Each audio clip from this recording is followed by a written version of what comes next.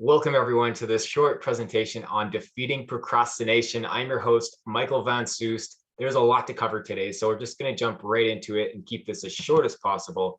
So I have a PowerPoint presentation to share, and we're just going to really just begin with going through what will be covered today. So what is procrastination? The definitions of it. Survival mode, looking into the survival instincts of the human mind. Subconscious mind, looking into some basics around the subconscious. Looking into the levels of consciousness, the habits, behaviors, and an effective solution. There are actually many different therapies and techniques to help overcome procrastination. All right, so procrastination, looking into the definition of it. Procrastination is the action of unnecessarily and voluntarily delaying or postponing something, knowing that there will be a negative consequence for doing so. It is the habit of delaying an important task, usually by focusing on less urgent, more enjoyable, and easier activities instead. It is a difference. There is a difference between laziness and procrastination, which is simply, laziness is simply unwillingness to act. Procrastination can restrict your potential and undermine your career. We look at it every single day. Many people in the world are procrastinating and wasting time, wasting money. And of course, when we don't have time, when we don't have enough money, we get a lot more stressed out in life. So the word has an origin from Latin procrastinatus, which itself evolved from the prefix pro, meaning forward, and crastinus, meaning tomorrow. So going tomorrow, forward, delaying everything till tomorrow, which we don't want to do. What is underlying procrastination? And this is a really important question that we all need to ask, because oftentimes we get caught up in the behavior. We get caught up basically in the label of it, which there's a lot more going on. And I'm going to definitely share that right now. So procrastination is a surface behavior of an underlying issue. How do we identify it? Well, I'm going to break it all down and keep it as simple as possible, and definitely just go to the root source, the root cause of it all. So behavior, procrastination is a behavior. It's a type of action. Underneath that, what drives a behavior? Feeling, emotion. When there is emotion, we get into motion. Belief is the underlying factor which generates feeling, generates emotion. When we have a certain belief, basically, if there's something in alignment with our belief, we'll have a more positive emotion. If there's something opposing our belief, we'll have a negative emotion. That goes with maybe having a belief about the world, being downtown. And if it's a negative belief about the world, negative projection about the future, then when we're downtown, we'll have a lot more anxiety, we'll have a lot more stress. If we have a very beautiful belief about the future and how the future will unfold, if we're amongst the city, downtown doing our things, we'll often have a lot more of a peaceful emotion. Of course, there's a lot more to that, and I explain right down to the basics in simplest form how to basically reprogram beliefs. They're actually extremely simple to reprogram when you understand the very basics and simplest form of how to. And of course, I dive into that with all my therapy. And so what is a belief? Well, let's break it down even further. So I'm going to start with the introduced idea, because that's all belief is. It's an introduced idea. Any belief always has a starting point. It's an idea that's introduced, and then all of a sudden we start buying into it. As soon as we buy into it, it's like, oh, that's a possibility. Okay, I could see that idea being a possibility. Once we buy into it, we want to validate it. Our mind is processing. It's like, okay, well, where's the validation? Where's the circumstantial evidence? I need to see some evidence. Once you get the idea validated, then you have that final assumption. This is the way it is. And our mind will continuously process until we get enough validation, until we could rest upon it. Once we could rest upon an idea, basically that forms a belief. That is the belief. It's concrete. We could rest upon it. There's no more uncertainty about it. It's certain. So I just wanted to explain that, because this is literally a breakdown of procrastination. So looking into it further, and of course, there's a lot more to this, so please stay with me. There's a lot to explain about this to really get the understanding of what procrastination is. So to solve procrastination, it is essential to identify the underlying belief.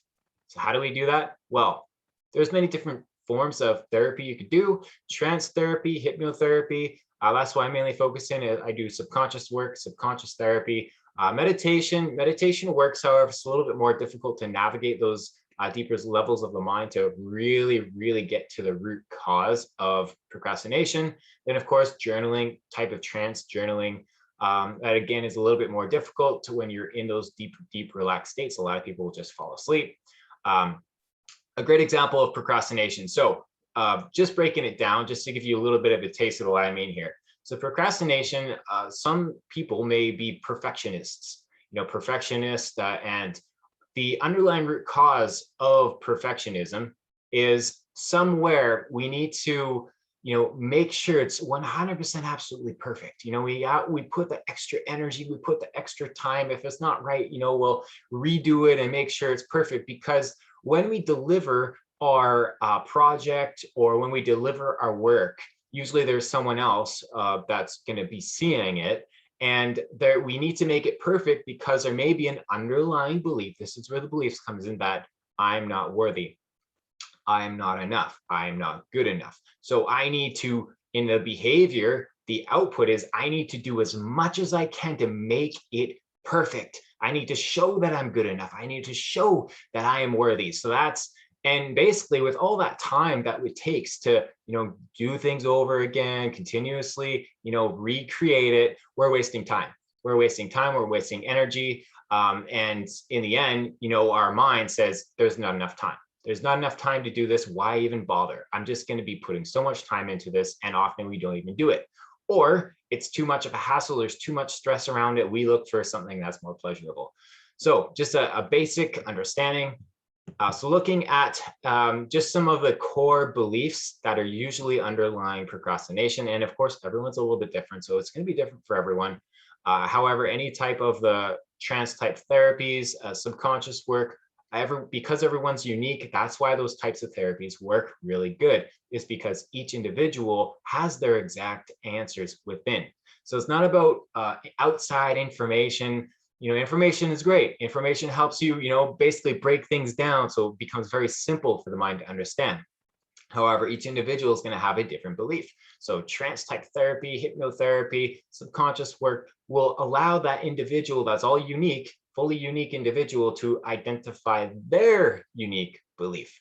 All right, so typical beliefs: I'm not good enough, fear of failure, fear of success, fear of overwhelm.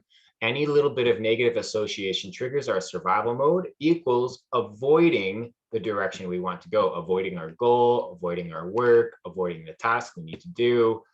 So if there's any little negativity there, we will often move away from pain towards pleasure. And that's what I'm going to get into now, our brain's survival mechanism. Us humans have a survival mechanism that avoids pain, and of course, definitions of pain. So let's say a definition of work.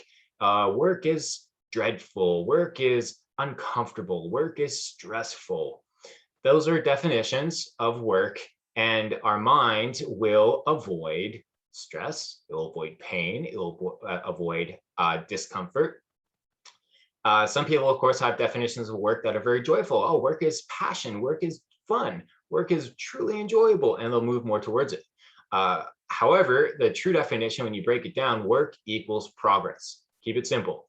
So we'll move away from pain, our definitions of a certain type of definition, whatever it may be, move away from pain towards pleasure. So this is the primary reason we procrastinate. The thing we want, the thing we say we want to do has some negative association that our primal instincts want to avoid. So if there's any negative association, any negative definitions with the work that we're doing, we will avoid it, move towards something that's pleasurable. And that's why procrastination is so popular in today's world, because we will go to social media, checking Facebook, Instagram, seeing if we get little likes and dings and those really feel good little dopamine spikes. Maybe we go and eat some food, some nice treats, go for a coffee, go for a donut. Again, spikes dopamine, we feel good, move towards pleasure. Avoid that stressful, daunting task and let's go eat a donut. That's basically the simplest way to describe what procrastination is. Now, there are 6 main concepts to be aware of when looking at the survival mechanisms of the brain. All decisions made by humans are to avoid pain or gain pleasure. People will do much more to avoid pain than they will to gain pleasure, funny enough. Our perception, a key word here, of pain and pleasure, not actually pain or pleasure, is the main driving force for people. We primarily focus on avoiding immediate pain, and we are trying to attain immediate pleasure. Every decision you make results in at least one or more of the following: short-term pain, long-term pain, short-term pleasure, long-term pleasure. Now, of course, there is a lot here. Just bear with me. Emotions trump logic when thinking of pain and pleasure. Now, I just really want to share this so you can at least have a little bit of more of a grasp about how to overcome procrastination. And this really gets down to understanding this, of course. So setting yourself up for success, pleasure. Now, it's really important when you want to be successful in your work, when you want to move towards, getting greater results in your life. There are some basic principles. So getting clear. What are your definitions towards doing a task, tasks, working? What is your definition? Do you find doing tasks to be enjoyable? How can you make them enjoyable? Do you have a smidge of negativity towards doing work? How can you clear that up? What is the underlying belief? Because emotion, if there's any negative emotion, there's always a definition underneath it. Always. 100% always definition. It may be something you picked up from your parents. Maybe, when you were young, your parents came home, were always stressful, always overwhelmed, always negative about their work. And you may have adapted that. Or maybe an event happened in life and it was very traumatic, very daunting, and it just put a negative impression on your type of work. So even the tiniest bit of I have to do this is a little bit more negative than, oh, I get to do this. This is going to be so much fun. But that word, I have to do this, it's a little bit more negative and will often be what keeps people from doing a task. Again, move away from pain. And of course, you could probably find something that's very pleasurable. Our survival mechanism gets triggered in the moment and we avoid or procrastinate subjectively what we are intending to do. Instead of use the word, I have to, use the word I get to, be excited about it. Of course. So tips to succeed: activate your dopamine when working. How do you do this? Well, there's many different ways, of course. I'm just going to really break down the simplest ways so you can start to implementing right away. So this greatly helps, but needs continuous effort, of course. Make every day's work be enjoyable or rewarding. You could use music in the background. Maybe you could have an uplifting environment, so you're just excited to get into the environment, plants, etc. Maybe some mood lighting. Have the end goal that you want to do, a vision board, etc., so well set into the mind that it's easy to feel at any time of any day. You don't have to think about it. It's just so imprinted that success, seeing yourself having accomplished what you want to accomplish, you feel good, getting those dopamines instantly. So maybe having a picture around your office of just your end goal of what you truly are working towards. Give gratitude every time you accomplish even the tiniest of tasks. So really breaking things down in very small little steps. Celebrate yourself and all your completions every day. Look back upon your day, reflect, and just celebrate what you did. Just say, yes, that was good, I did great job. Celebrate when you start something. So there's lots of studies, and just starting something is huge. If you could start something even and do it for 10 minutes, 80% of people will continue past those 5 minutes. So if you set a goal of like, okay, I'm just going to work for 5 minutes, that's it, 80% of people will continue. So celebrate when you start, and affirm with emotion that you love, enjoy being productive. That is also, you start to reprogram. This is what it's about. It's about gaining the momentum of really looking to work to be enjoyable, to be pleasurable. And then you won't be so tempted to move away from it and go towards something that's pleasurable. You actually really start to adapt yourself to think work is really fun, work is really great. So this is about a long-term permanent approach. It's understanding what the root cause is. So this is a little bit different here. So, these are the tips to help you. However, the long-term permanent approach. So those are all temporary. You have to work at them with continuous effort. to really make the momentum build and build. However, long-term and basically permanent is just really understanding the root cause, really get to identifying the root cause. And once you understand where it came from, where it began, usually it's something we pick up from a really young age.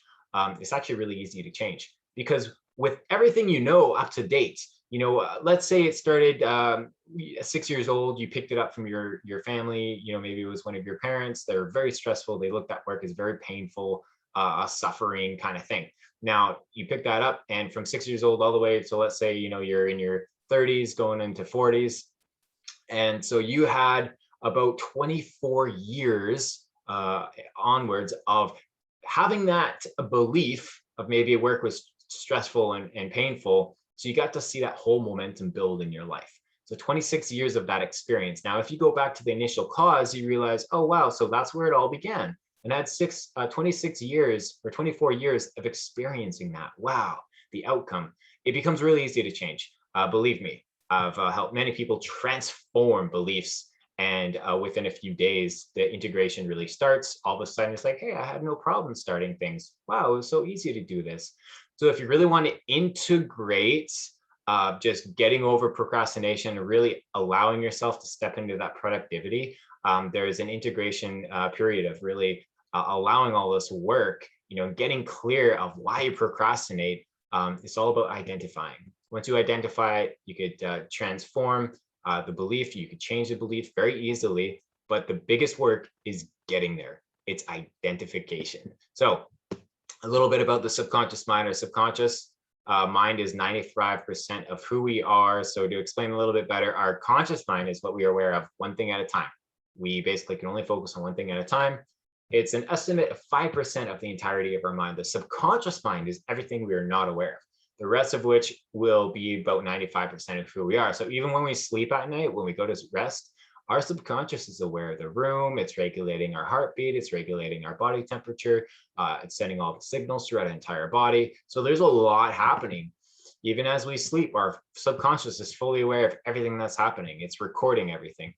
So language of our subconscious is emotion, feeling, and of course, imagery and visualization. That's what gives us the dreams at night. So when we go to sleep and we're dreaming, we're in that theta brainwave frequency. And I'll get to the brainwave frequencies here in a little bit.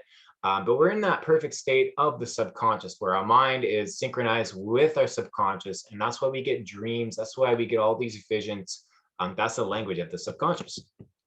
What does the subconscious do? Aware of everything all around us all the time. Processes 750,000 things at once. And if you really think about it, that number is actually quite low because how many cells do you have? Trillions. You have trillions of cells, and your subconscious is all directing your cells. Of course, information, the vibration of the room, heartbeat, organs, the communication between all your organs, etc., and plus a memory bank.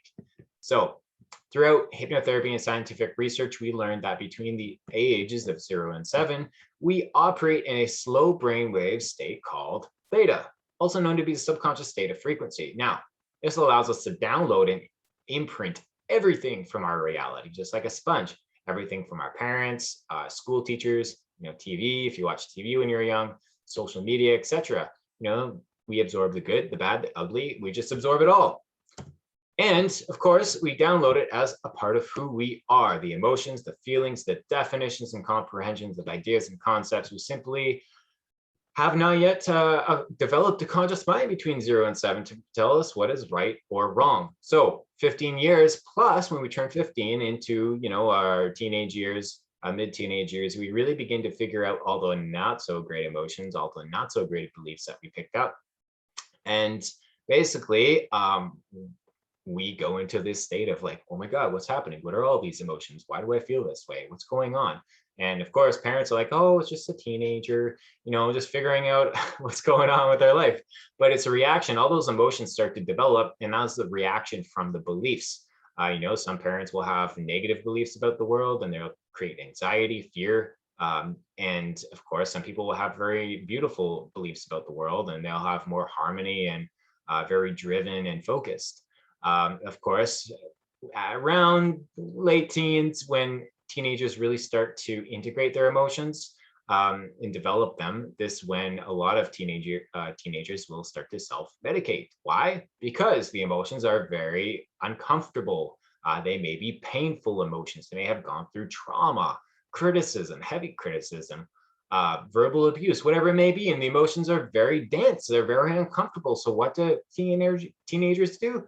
They'll go towards marijuana, they'll go towards alcohol, they'll go towards smoking, anything to get away from the uncomfortable emotions within. I used to be one of these kids.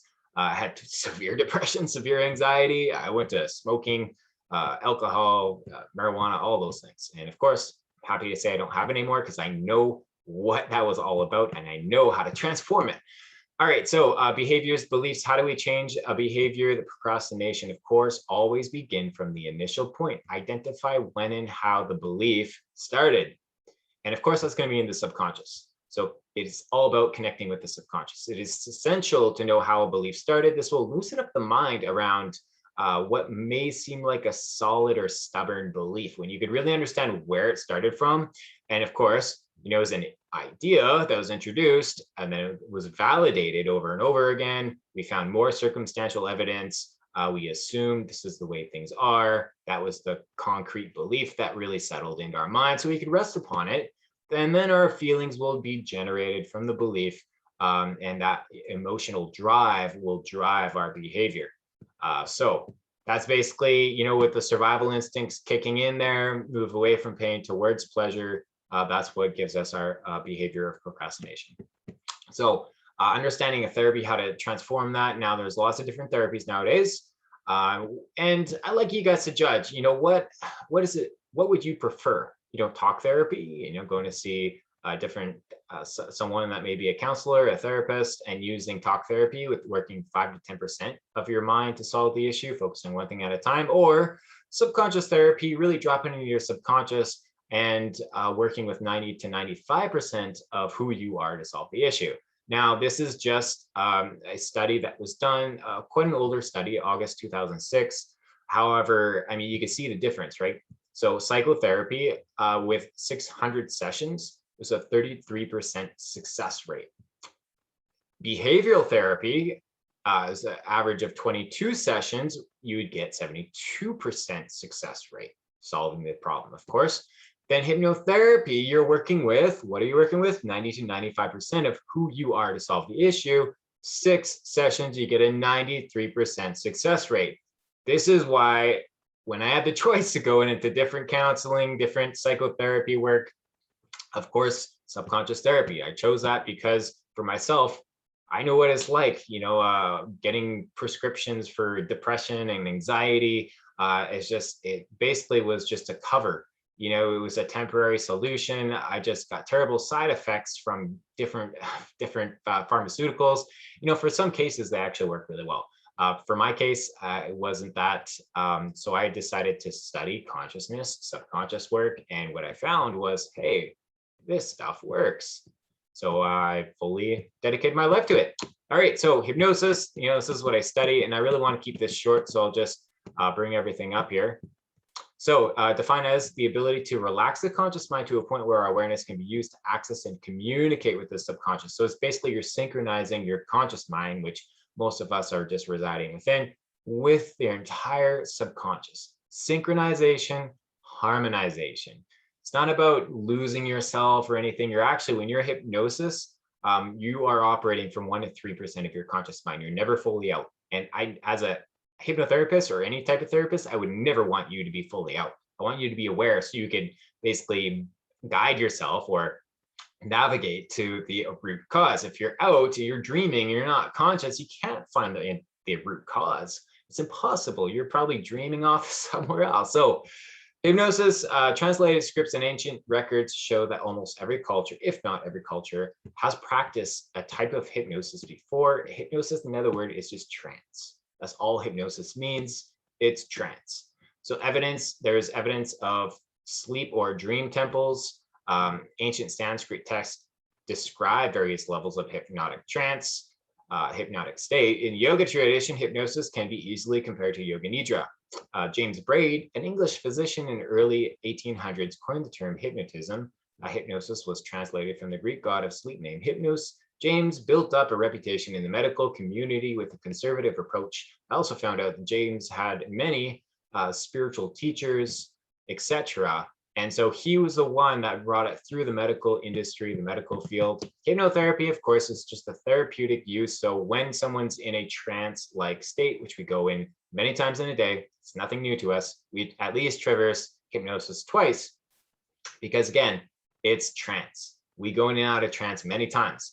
When we're going to sleep, we go into trance. When we're awake, and and if we're driving, going from point A to point B, all of a sudden, hey, how did I get here so quick? That's a state of trance. When you're listening to music, you go into a state of trance, state of hypnosis. It's nothing new. So in that state of trance, an altered state or trance-like state, we are then brought through a type of therapeutic techniques, therapeutic tools, suggestions, of course, communicate with a client prior to, and that will basically allow them to make the changes on a deep level that is needed for long-lasting, effective change. So when you're synchronized with your subconscious, it's longer lasting. Of course, it's not permanent. Permanent comes in when you make that change, it's long lasting, and you start to adapt yourself. You start to adapt yourself to the long change. Now that's why therapeutic sessions are important to have many sessions once a week going forward. Sometimes, 5, 6, or 7 sessions in total. And that's long enough to get used to the pattern. You could practice it, you could adapt your body to it, then it's long lasting. If you just go for one session, it's like, hey, I just want this huge long thing, this procrastination to end. It's been happening in my life for 10 years plus. I want one session and to go away. I'm going to look at you and say, no way, because it takes adaptation, takes some time. So of course, it's therapy. You wouldn't go to a psychotherapist and just ask for one session. It's like, hey, awesome. Yeah, I'm healed. No, it's therapy. So in 1958, the American Medical Association and the American Psychological Association recognized hypnotherapy as a valid medical approach. Hypnotherapy is used today successfully to treat pain, PTSD, anxiety, IBS, smoking cessations, eating disorders, easily create new good habits, and much, much more. I could go on and on and on about that. So hypnosis is a natural state in our life. There is a waking state, sleeping state, and trance state. All of these are normal states of the human psyche. Someone that is hypnotized, can be hypnotizable, has a very healthy mind because it's one of the natural states. Someone that cannot be hypnotized, they actually do not have a healthy state. They do not have a healthy mind. People with a very healthy mind are including all of these states. It's natural for us. All right, so hypnosis does not have anything to do with sleeping, nothing to do with being unconscious, nothing to do with being ignorant, or having a lazy or weak mind. Healthy minds do go in and out of trance very easily, naturally. So it has nothing to do with religion, esoteric, or supernatural mumbo jumbo. No one needs to be special to use it. Hypnosis or trance is a naturally occurring state, and it is a sign that you have a healthy mind. So this is who I am. I'm a clinical registered hypnotherapist, registered with the International Medical and Dental Hypnotherapy Association. I've also done different types of stress management consulting, international, and I'm registered, of course, through the International Association of Counselors and Therapists. I'm a passionate research. This is a passionate-based company, Conscious Harmonics. That's my company name. It all started because I did research for my own health, overcame my depression, overcame my anxiety, overcame my smoking habits, stopped using drugs, stopped using alcohol and drinking alcohol, started eating healthy, did all this. And so I know what it takes to change. I know what it takes to change, very passionate. And as I kind of decided to, solve my own issues, I started sharing all these tools and techniques with other people. They started getting amazing benefits. So I thought, hey, why not? So I've been talking extremely quickly because I definitely know what it's like for our attention span nowadays. It's getting shorter and shorter and shorter. So I wanted to compile all this information as basically as short as I possibly can in a video. So I do have a book I self-published. It turned out really well. And I also do live speaking. I do, presentations. I've been in Toastmasters and, learned so much amazing things about that. So of course I have a goal and mission. I have a planetary vision, and of course, world peace, people, being in a very healthy state. I've seen amazing things with hypnotherapy. It's a great preventative for health issues. And of course, I get to explain that later on. The physicality is the end of the line of what is actually taking place on a subconscious level. So if you basically, you could reverse the physical kind of symptoms or tension, pain, etc., by understanding what's going on in the subconscious. So Conscious Harmonics, that's my company name. You can email me anytime, michael@consciousharmonics.ca. You can check out my website, consciousharmonics.ca as well. If you have any questions, feel free to message me at any time. If you'd like to jump on a call, all my calls are complimentary because some people I can't work with, or we're not a good fit. Other people, I'm a great fit for them. And so I always want to know if I'm a great fit for you. So all my calls are complimentary. They're about half an hour long. If you'd like to book a call, please do. It's free of charge and we could talk further. So that is all for now. Thank you, and all the best with really understanding your procrastination and overcoming it, clearing it. And you can end it. Yes, it's possible. All right, bye for now. So.